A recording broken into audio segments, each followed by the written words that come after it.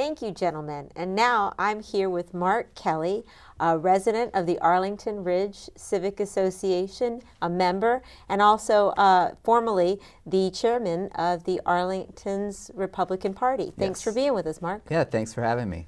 Well, Mark, it's so important to have neighbors who are living in neighborhoods under development to come and speak. And since you are an outspoken person about lots of different issues in Arlington, what do you think about the Penn Place project that's happening in your neighborhood?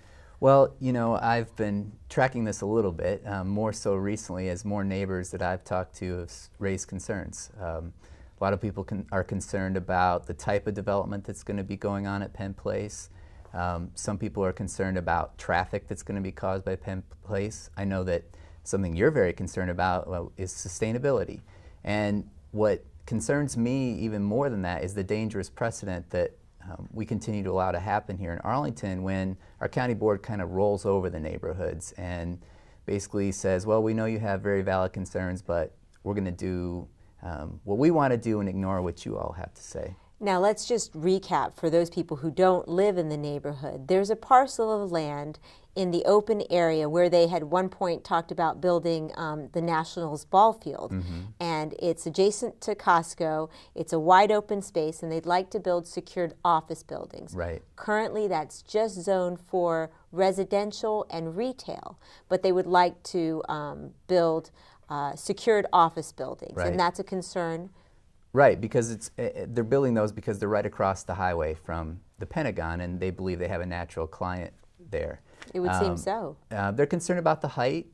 They're going to basically double the height level that would be allowable there. From 12 stories to 22, right, perhaps. Right. So I think people are just very concerned about thousands and thousands of car trips that are going to come in, both from whether those cars would be diverted onto neighborhood streets and cause a safety concern.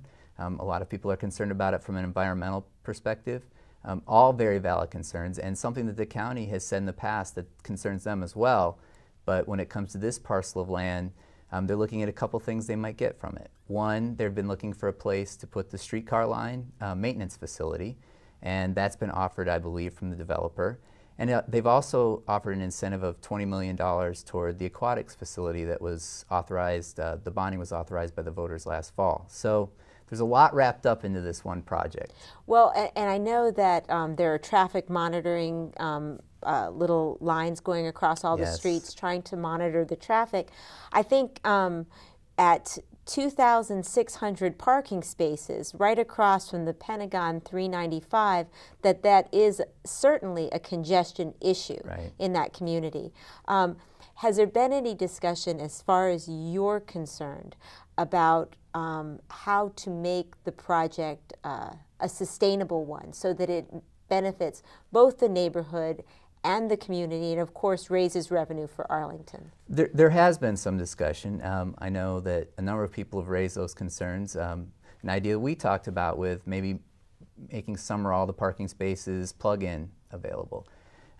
Those are certainly concerns people in the neighborhood have raised. I had one neighbor who said with all the cars going through, she wished they would have built the baseball stadium there. It would have been less cars through during the year and less congestion for the neighborhood to worry about. And Strasburg too. I mean, I know.